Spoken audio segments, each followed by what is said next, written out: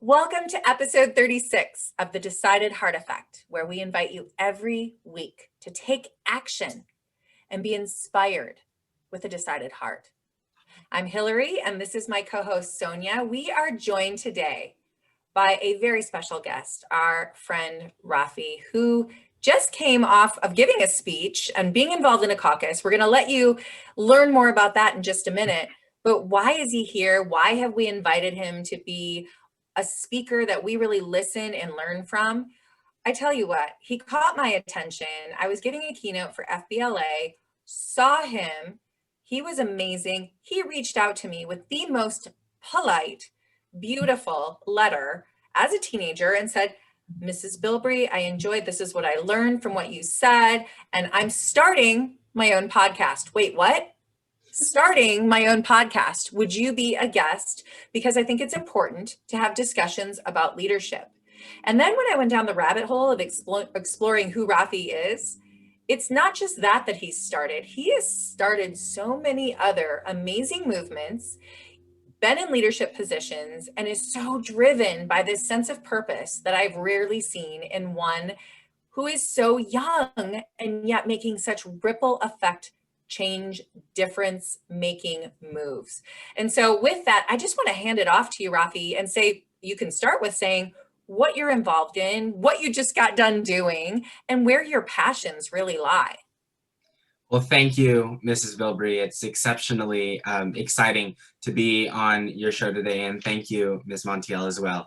I am Raphi Rebucas, as I'm the president of the Board of Governors at the Young Leaders Political Action Committee.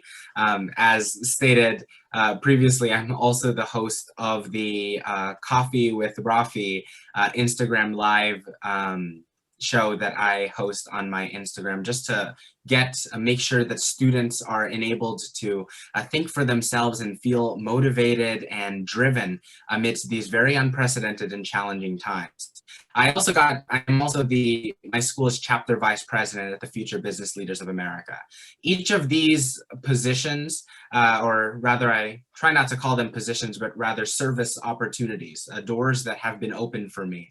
I try to use each of them to better the lives of the people around us. I just got off of the Future Business Leaders of America talking about finding one's purpose. I think it's exceptionally important to find one's purpose, and I'm glad that both of you have started this show to allow more people to find their purpose within their lives.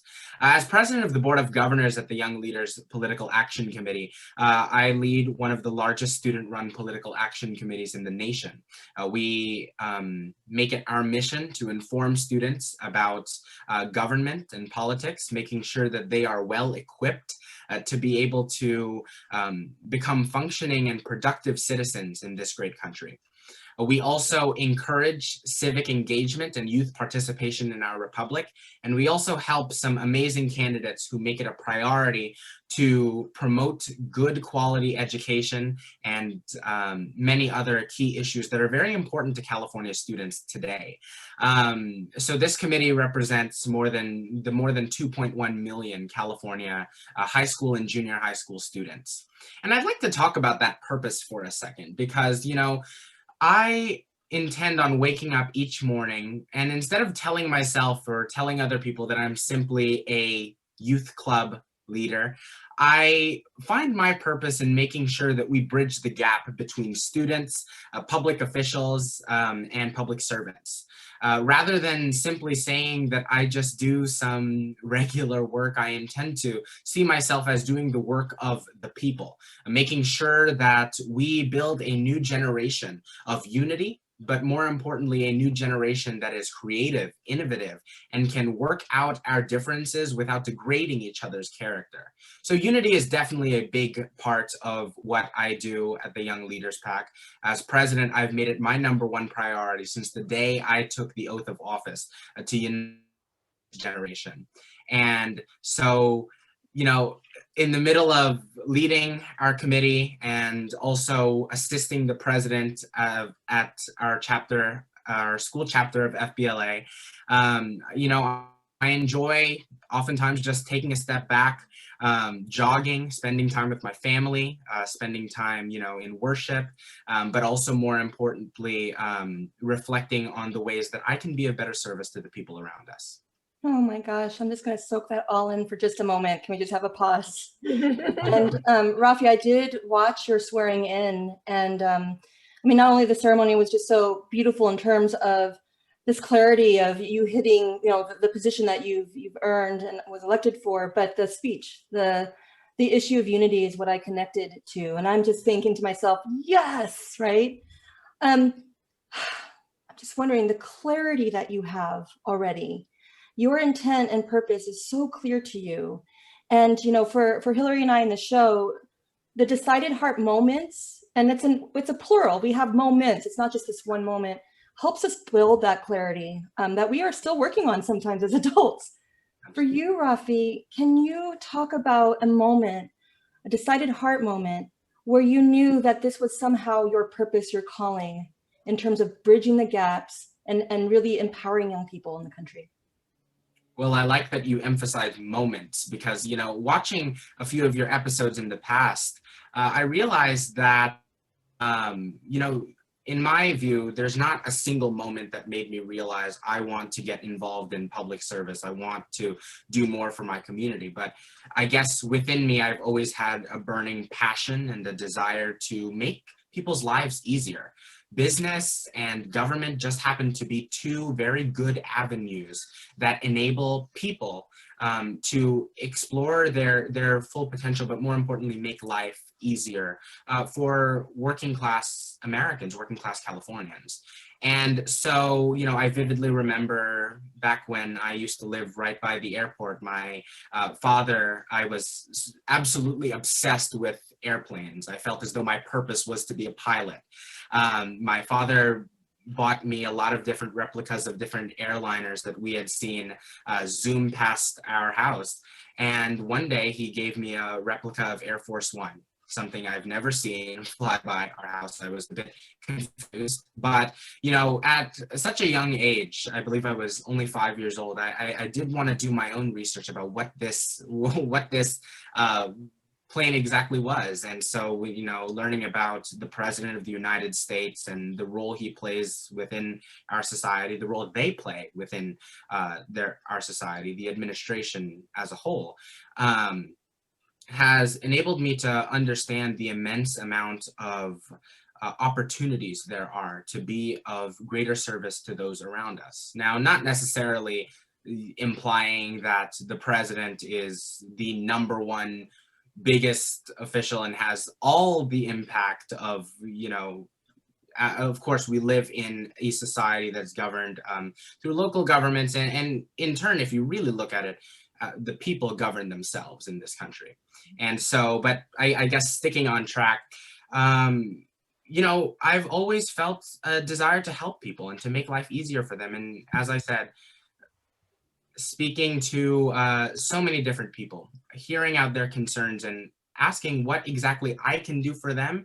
I think each of these moments where I've met so many different people with so many different concerns and so many visions for what they would like to see our country and how they would like to see our country move forward, those have been my decided heart moments in knowing that I seek to, in whatever capacity, be of better service to those around us.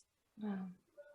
So meaningful. I think that is our purpose in life is to find our purpose, right? That really is, I always say that to people. And not only that, but knowing what your purpose is, I get really surprised if someone finds that service isn't a part of it. It really, I think, is uncovering that gift that you have. And for you, it's your gift of bringing people together and communication and really diving deep and being comfortable holding space in that area, your respectfulness, your kindness in doing that with so much tact.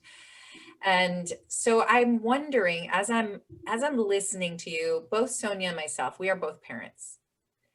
And so, and especially right now during COVID, I find that a lot of teenagers are struggling to find purpose at the moment. They're struggling to find connection and even hope. So as a parent, what advice do you have, or as parents, what advice do you have for us about how we can I mean, clearly you said some of this was just innate in who you are, but it has to, I'm thinking it has to also come from what's being nurtured around you as well. What are your thoughts on that, and what advice do you have for parents?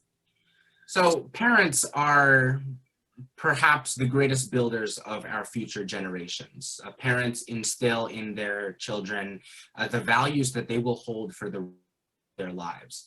It's my hope that parents recognize the gravity of their role within shaping the world as we know it, making sure that they support their children in whatever avenue they decide to choose to pursue, rather than having a mold out and sort of forcing your child to be who you want them to be. Enable them the resources and the opportunities, and be understanding enough to allow them to pursue what they are innately destined to accomplish. My parents have done an enormous job, I believe, in terms of promoting what instilling in me the values that I have today, but more importantly, supporting me and in my endeavors. Most especially if I had a parent that was not necessarily, or rather too stern or too, how do we say, a parent who was too protective for me, knowing the risk that came with running a statewide political action committee. I would not have been able to pursue this position that I have today. I would not be able to help people the same way and have the same effect on other people's lives as I do today. So my advice for parents is definitely listen and understand your children.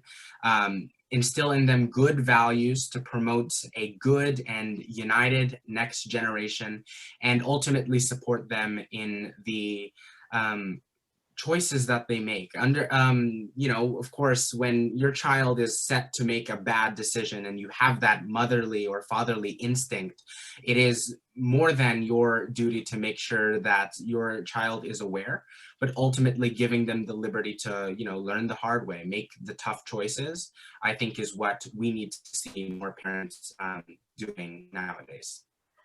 Oh, Raphi, you speak my language. You're speaking to my heart right now, because you use the word protection. And I always say, a decided heart meets a decided heart, especially in the child-parent relationship. And to celebrate, the moment you notice, or if your child claims, I've made a decision, I want to do this, I found a passion, or maybe it's nonverbal, maybe they don't articulate it in words, but you've noticed it. As a parent, they have this decision to make. It's almost like what is your decided heart moment, parent? What are you going to do about this? And am I ready as a parent to release the fear and the level of protection that I have, and take that positive risk on behalf of my child, so he then can take the positive risk? And that is all about, raising these young people who go out into the world with more clear, to me, it's like purpose really comes because, you have a great sense of who you are. Right. A sense of ownership. And you only know that through experiences, fail mostly, and successes. Right. And so I just thank you so much, because I do hope that those who are raising children and teens and currently have college students, that they really embrace the decided heart moment as parents. And that is our transition of letting go, right, Hillary? No, it really is. And Raphi, I'm listening to you, and I'm finding myself thinking and hoping that,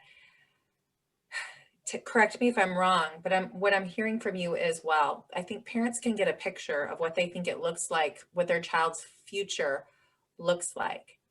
And from what I hear from you as well, it's like, no, step back, listen, instill the values, and then trust that because those values are instilled, they're going to find their path, and let them lean into where their interests are. Because every time you allow them to make those choices, you allow them also the opportunity to make a vote for who they want to be, not a vote for who you want them to be. Absolutely. I think of the plant analogy in so many ways. Our teachers, our educators, our parents, and our mentors and coaches are the planters. We are the seeds. And, if you simply, when the seed starts growing into a plant, if you start pulling it out, you're going to break the plant. The plant is not going to grow because you are pulling it out. In the same way, when parents try to build a mold and say, this is what I want you to be, this is what I want you to do, it's very detrimental to a child's growth and their purpose and finding their purpose as well. And so, yeah, I think about that a lot. And I'd like to see that, our new generation of parents and, the new kind of parents, if you will, is a generation of parents that supervise, instill those same values, plant those same seeds. But overall, definitely not allow your child to grow at the pace that they want to grow, or more importantly, to find their purpose at the pace by which they are finding their purpose. Love it. Just love it. And, in terms of what, my line of work in college admissions, and again, like I would love for you to switch over to advice to kids and to teens, because there is a moment where they grow in terms of their independence and they may realize, wait, you guys, my roots have been pulled, right? Or I am fully grown and I'm ready to take that risk of being independent. I think that the tug of war of independence comes naturally. And for teens and kids, there might be a fear factor. Am I willing to take the risk? What is the, we wrap ourselves around growth mindset. Even if I fail at this, do I believe it so passionately that I'm willing to take that risk through the failures? And then the other word for that is grit. Or am I so terrified that I will not go this way, even though I believe in it, just because I am unsure of my achievement? Yeah. So in terms of purpose, what is the advice that you have for kids right now? One of the main responsibilities I have as president of the Board of Governors is to make sure that our initiatives are well funded, and that we have adults and leaders who are willing to devote their time, energy, and even monetary resources to make sure that we continue our mission.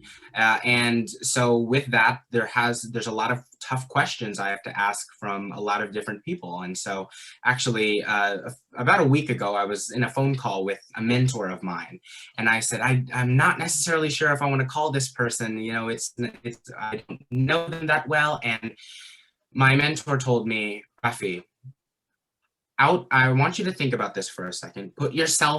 Isolate yourself from everyone else and just think for a second, what are you losing from this experience?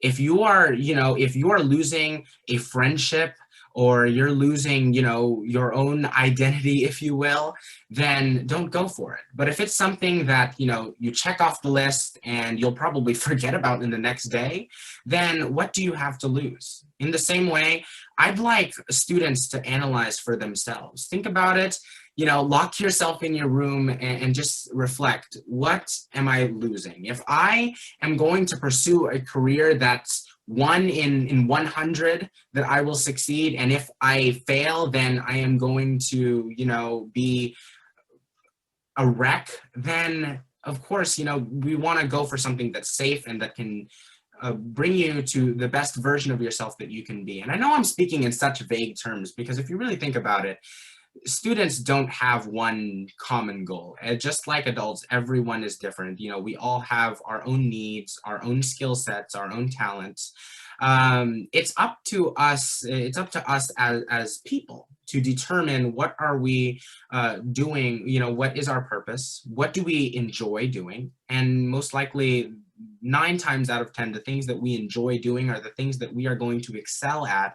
And the things that we excel at can be used for the greater good of our communities as a whole. They can be used as a means to lift people up. And I think that, everyone has a talent skill set, whether they've found it or not. And it's up to us to determine the ways by which we can use that same skill set to benefit our community.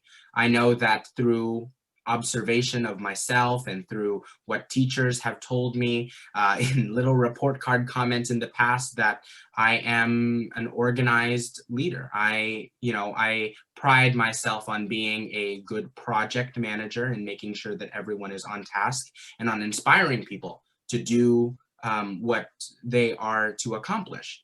And so I've sort of used that, but also built upon my flaws and the mistakes I've made in the past, and used that to pave a new road ahead, a new future, where I am using those same skills to benefit my community, maintaining active communication with elected leaders to make sure that they are well aware of what students think about the bills that they are voting on in the legislature, mayors, council members, supervisors, making sure that they are aware of what the students think about the choices that they will have to make that will affect all of us, people of all ages, the young and the young at heart.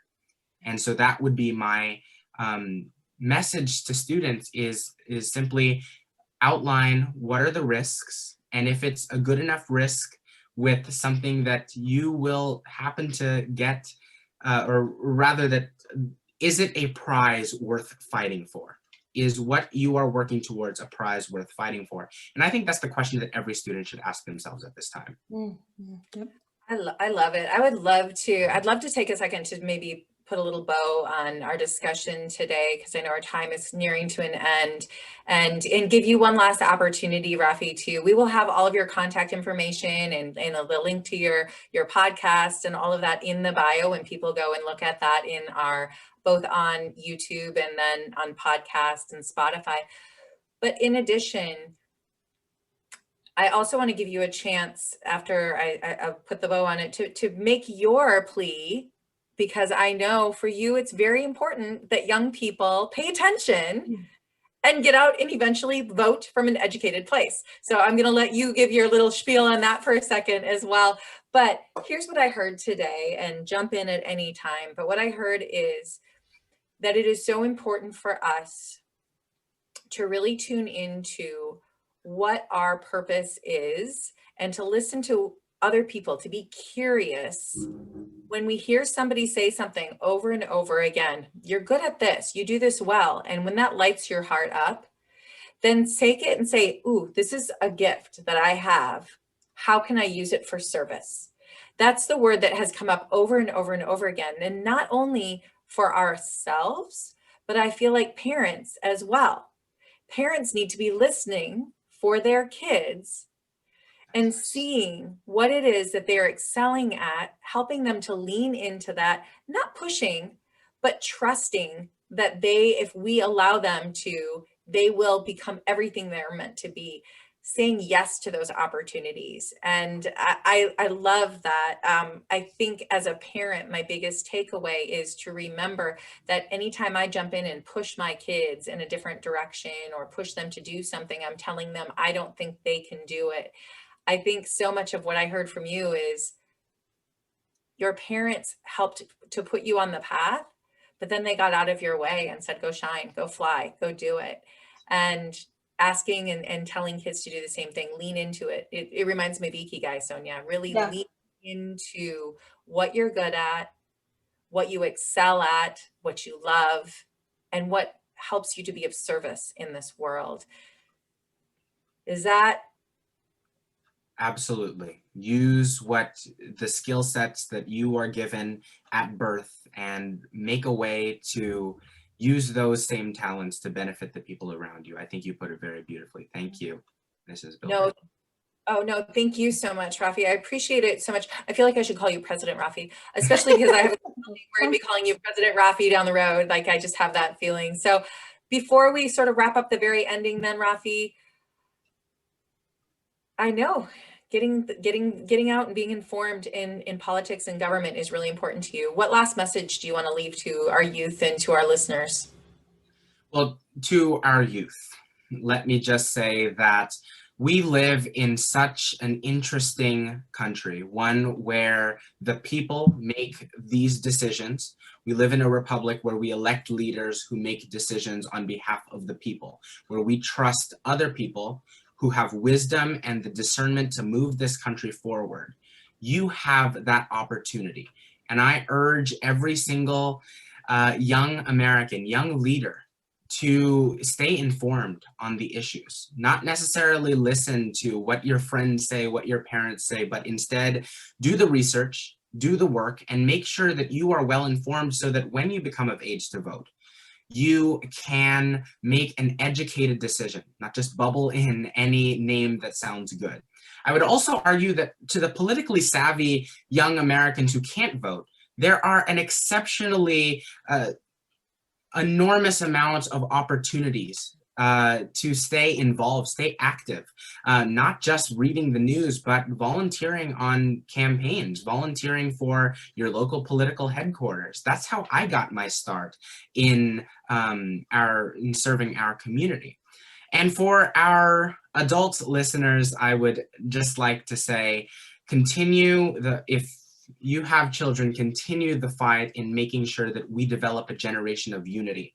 And to those who may not have children, but altogether, everyone who is listening today, I'd just like to tell you that we need to form a generation, more importantly, a world that is more united, one where we can debate our differences accordingly, come together to have a civil discussion, knowing that we will disagree on some of the very key issues, but overall come together to find that common ground, find what we both agree on, find that we all agree on, and take the steps toward making that difference and making that a reality in our nation today. Thank you so much, Raphi. I feel like, yeah, and you're talking to, like, you're speaking directly to me, like, yes, I will. I'll do all of those things, Raphi. I know, I wanted to say amen. Amen. And then, Raphi, I think that you probably awaken consciousness on the other side with our listeners and viewers. If they need to follow up, if they say, I am so ready, I just don't know where to go, how can they contact you, or what resources would you like to have them start out with? How do they find you? Well, you can always go to the Young Leaders PAC website on the contact tab. I am always available. I get a big notification whenever someone messages us there. And I would also just like to say to those who are interested in, helping support California's young leaders, if they just like to read our website to learn more about what they do and contact us to see how they can help. I think this would be an incredible service, not just to myself and not just to my colleagues on the Board of Governors, but more importantly to establishing a good and united future generation ahead. Excellent, excellent. Well, everyone, thank you so much for joining us on another week, another episode of The Decided Heart Effect. Raphi, thank you so much for your wisdom. And we do hope, this is unique because we want our listeners to be inspired to take some small action step. But for you, you have inspired not only teens and kids, but the parents and the educators, and even the adults on the sidelines supporting where we want this country to be in the name of unity. So hopefully you listeners have been inspired to take action. And don't forget, you need to subscribe to our YouTube channel, Apple Podcast and Spotify. We've got Instagram and Facebook. We've got conversations happening all the time there, so join us there. And then until next time, savor this, take some action. Raphi, lead the way. We are behind you. May you find the courage to have a decided heart moment. Thank you, guys.